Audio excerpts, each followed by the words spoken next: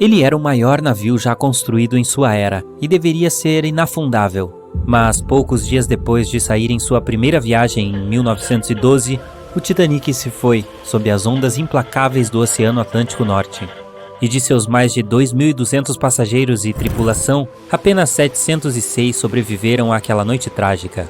Um navio menor teria se saído melhor na mesma situação? O tamanho do iceberg realmente foi importante?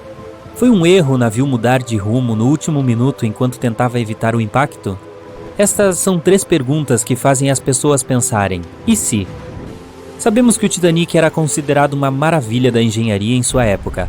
Projetado por Thomas Andrews para a companhia de navegação britânica White Star Line, tinha pouco mais de 270 metros de comprimento e 53 metros de altura.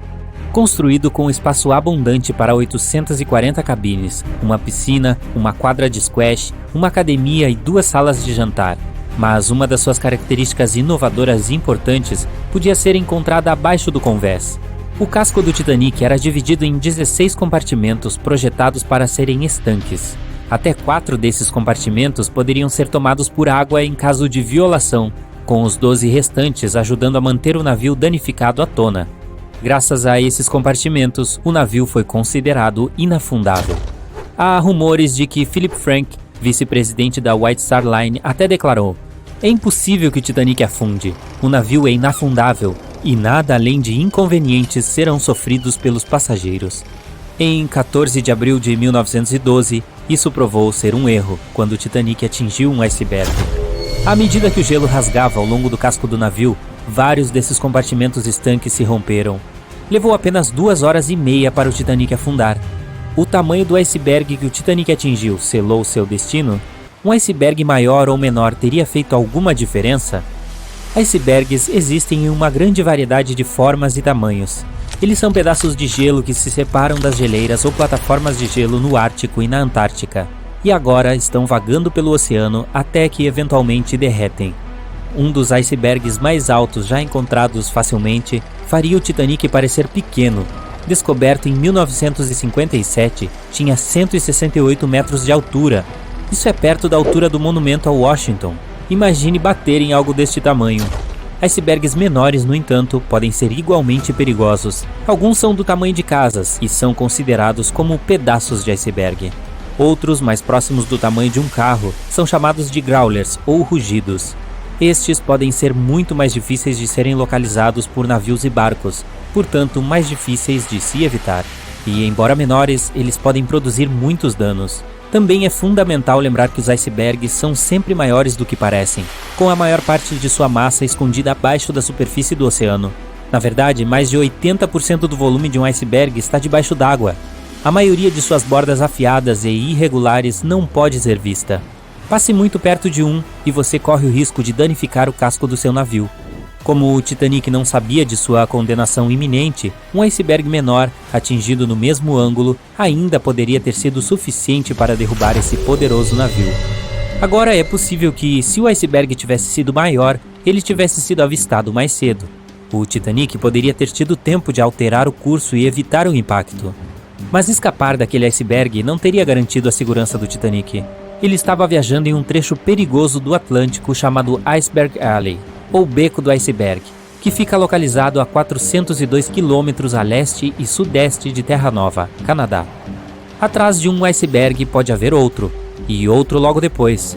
E assim a tripulação a bordo teria que permanecer muito atenta para evitar várias colisões potenciais, não apenas uma. Um navio menor poderia ter sido mais adequado para a viagem. O tamanho do Titanic era certamente um desafio quando se tratava de guiá-lo.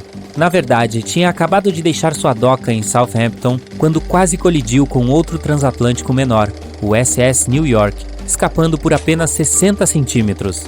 O gigantesco navio a vapor obviamente não foi feito para manobrar rapidamente em lugares apertados. Um navio cujo tamanho exigia tempo e espaço para mudar de rumo. Mas quando se trata de navios versus icebergs, o tamanho de um navio nem sempre importa. O Icelander era um navio a vapor projetado para viajar pela passagem interior no Alasca. No verão de 1901, atingiu um iceberg, que rasgou um buraco na parte da frente ou na proa do navio. A embarcação não afundou imediatamente, e a tripulação tentou guiá-la para um local seguro. Finalmente, o seu arco submergiu completamente e a popa levantou para cima e para fora da água. Não demorou muito mais para que o navio afundasse completamente. Dos 168 passageiros e tripulantes, 128 sobreviveram e 3 milhões de dólares em ouro foram perdidos. O Icelander tinha um casco de 73 metros, ou seja, quase um quarto do tamanho do Titanic. E esse tamanho menor não pareceu ajudar muito a evitar uma colisão com um iceberg. E depois teve o Hans Hedtoft, em 1959. Também conhecido como o Pequeno Titanic ou o Titanic dinamarquês, era considerado como o navio mais seguro à tona. Tinha 83 metros de comprimento, com 95 pessoas a bordo. Muito parecido com o Titanic real, o Hans Hedtoft foi projetado especificamente para lidar com a maioria dos desafios oferecidos pelo mar. Juntamente com seu fundo de aço duplo, também tinha um arco blindado e 7 compartimentos estanques. Como um navio assim poderia afundar? Mas podia. E aconteceu. Foi em sua primeira viagem, retornando a Copenhague quando teve problemas. Em 30 de janeiro, atingiu um iceberg. Um SOS foi enviado, mas quando o Johannes Cruz chegou para ajudar, não se via mais o Hans Hedtoft. A única evidência da existência do navio era um colete salva-vidas que foi levado para a terra na Islândia, 9 meses depois. Novamente, o tamanho menor do navio não jogou a seu favor. Um Titanic de tamanho menor não teria garantido uma viagem segura em 1912.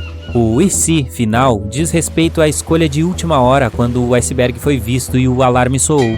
Primeiro, o Titanic poderia tentar uma parada completa, mas isso não era uma opção, já que o navio precisava de 800 metros para parar, e o iceberg estava a apenas 274 metros de distância.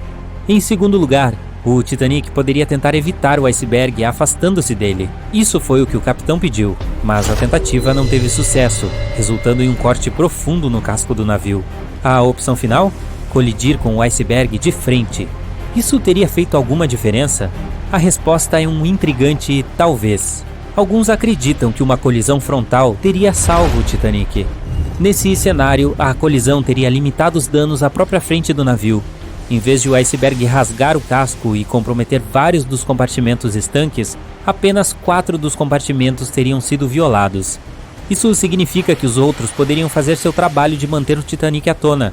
O navio poderia ficar preso, incapaz de se mover, mas permaneceria acima da água até que a ajuda chegasse, o que daria tempo suficiente para que um outro navio como o Carpathia chegasse ao local do acidente e levasse as pessoas para bordo e em segurança. Um dos designers do Titanic, Edward Wilding, fez uma observação semelhante durante um inquérito sobre o naufrágio. Ele argumentou que a maioria das pessoas teria sobrevivido a um acidente frontal e que o Titanic em si não teria afundado. Outros discordam, no entanto. Primeiramente, as anteparas especiais do Titanic foram projetadas especificamente para proteger o navio contra colisões com outros navios, e não com icebergs. Esses compartimentos se amassariam após o impacto, absorvendo parte da força, enquanto o outro navio absorveria o resto. Embora os danos ainda fossem extensos, as anteparas restantes manteriam o navio à tona, mas um iceberg não tem a mesma flexão em uma colisão que você experimentaria com outro navio. A maior parte da força seria absorvida pelo Titanic, resultando em danos maiores ao navio. Pior ainda, o impacto seria realizado por todo o comprimento do navio. Rebites estourariam, juntas rasgariam, os compartimentos inundariam rapidamente e o navio afundaria ainda mais rápido, resultando em menos sobreviventes. De qualquer forma, como na maioria dos e se, nunca saberemos realmente a resposta.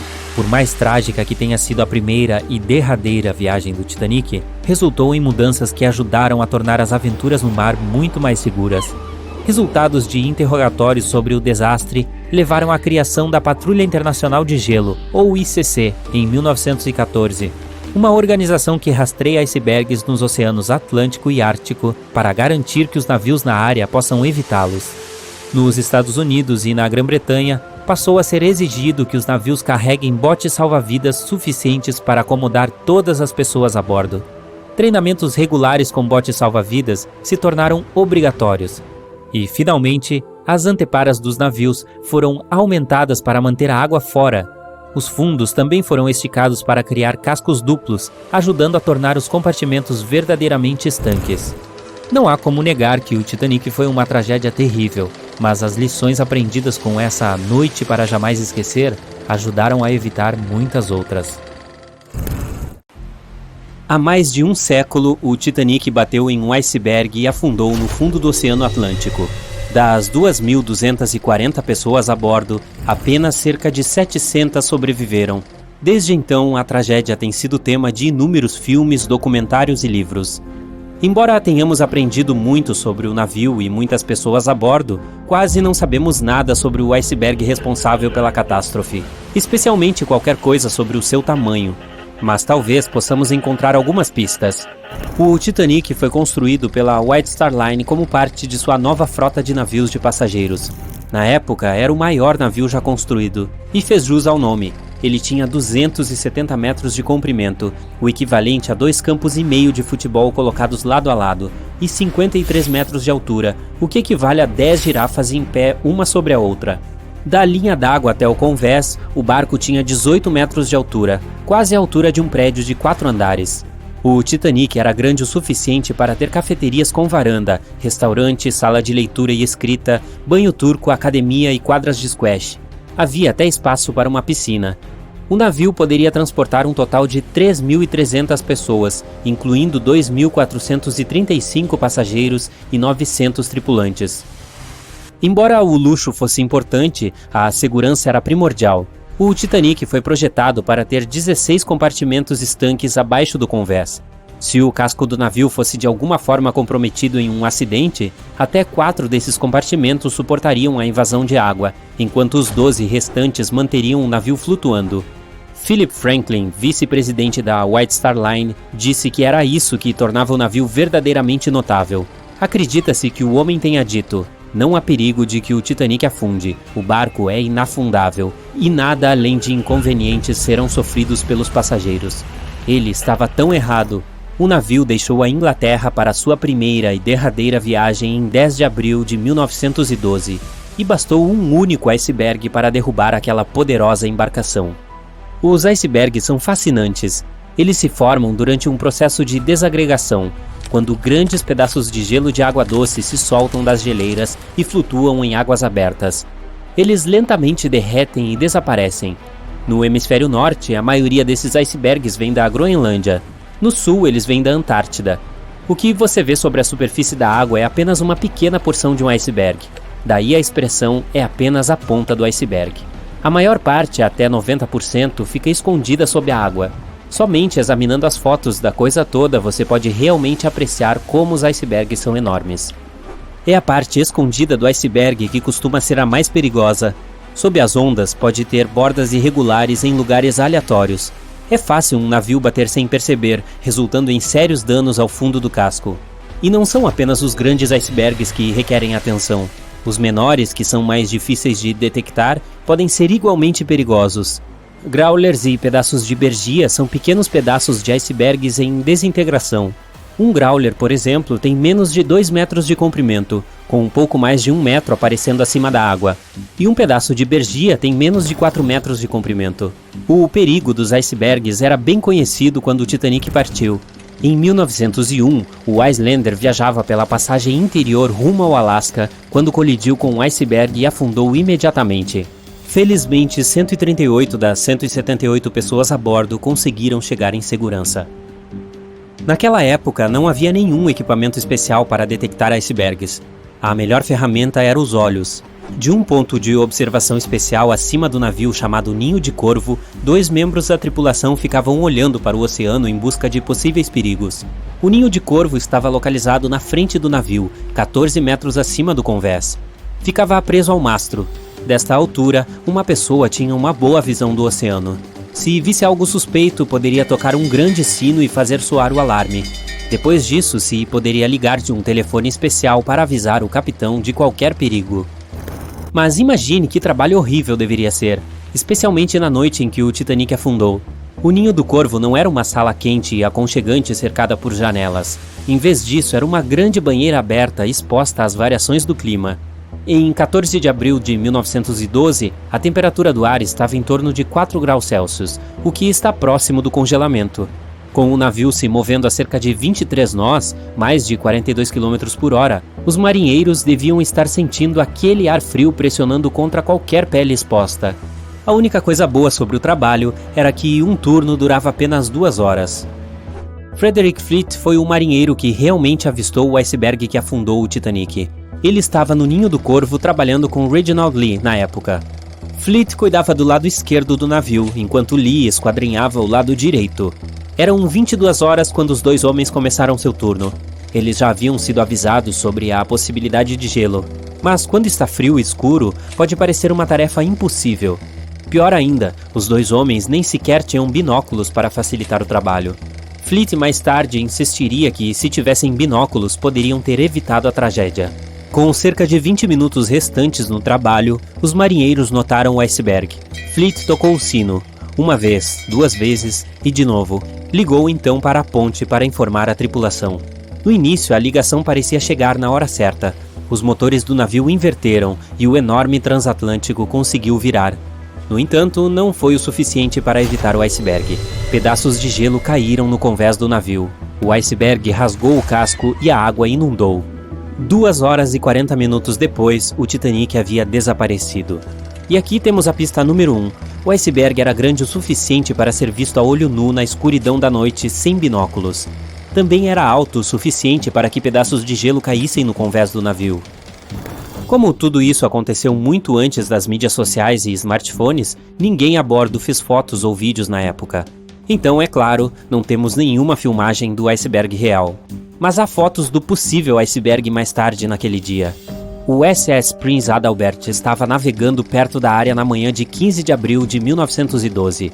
O comissário do navio ainda não tinha ouvido falar sobre o que havia acontecido com o Titanic. Mas quando viu um iceberg flutuando, foi compelido a fotografá-lo. Por quê? Havia uma linha de tinta vermelha ao longo da parte inferior do iceberg, indicando que provavelmente havia colidido com um navio em algum momento nas 12 horas anteriores. Uma segunda foto foi tirada de um navio chamado Minia, enviado para a área para procurar detritos da colisão. O capitão de Carteret disse que entre os destroços ele tinha visto apenas um iceberg e que também notou uma mancha de tinta vermelha nele. A partir das fotos e relatos de testemunhas, reportagens de jornais estimaram que o iceberg tinha entre 15 e 30 metros de altura e 61 a 122 metros de comprimento. Essa é a pista número 2. O iceberg que atingiu o Titanic provavelmente começou sua jornada oceânica da costa da Groenlândia, passando pela Baía de Baffin até o Estreito de Davis. Daqui deve ter deslizado pelo Mar do Labrador e finalmente chegado ao Atlântico. E isso por si só é bastante impressionante. As geleiras da Groenlândia criam entre 15 mil e 30 mil icebergs por ano. Alguns pequenos, alguns grandes. Destes, apenas 1% chegará ao Atlântico. Os outros simplesmente derretem ao longo do caminho. Sabemos que a temperatura do Oceano Atlântico, onde ocorreu o naufrágio, era de cerca de menos 2 graus Celsius, portanto abaixo de zero. Para os humanos, isso pode causar congelamento ou hipotermia. Mas essa temperatura é realmente quente para um iceberg. A maioria duraria apenas 2 a 3 anos no Atlântico Norte, derretendo lentamente em águas mais quentes. Com base nisso, é provável que o iceberg do Titanic tenha deixado a Groenlândia em 1910 ou 1911 e tenha derretido totalmente no final de 1912 ou 1913. Como chegou ao Atlântico e conseguiu causar danos significativos ao navio? Para isso, temos a pista número 3. Nunca saberemos com certeza o tamanho do iceberg daquele dia, mas sabemos que definitivamente não era um growler, nem tampouco um pedaço de bergia. Ambos são muito pequenos, e se o gelo realmente se espalhou pelo convés durante a colisão, o iceberg deveria ter um pouco mais de 18 metros de altura. As estimativas do jornal são provavelmente o mais próximo que podemos chegar. O iceberg que derrubou o Titanic era realmente formidável, e os icebergs ainda são uma ameaça. Ainda em 2007, o navio de cruzeiro Explorer atingiu um e afundou no Mar de Weddell, na Antártida. Felizmente, todos sobreviveram. A Patrulha do Gelo Internacional foi criada em 1914, após o naufrágio do Titanic. A organização ainda está em funcionamento hoje, composta por representantes de vários países. Usando aviões e radares, a patrulha localiza e rastreia icebergs maiores, disponibilizando informações para quem precisa e evitando outras tragédias oceânicas.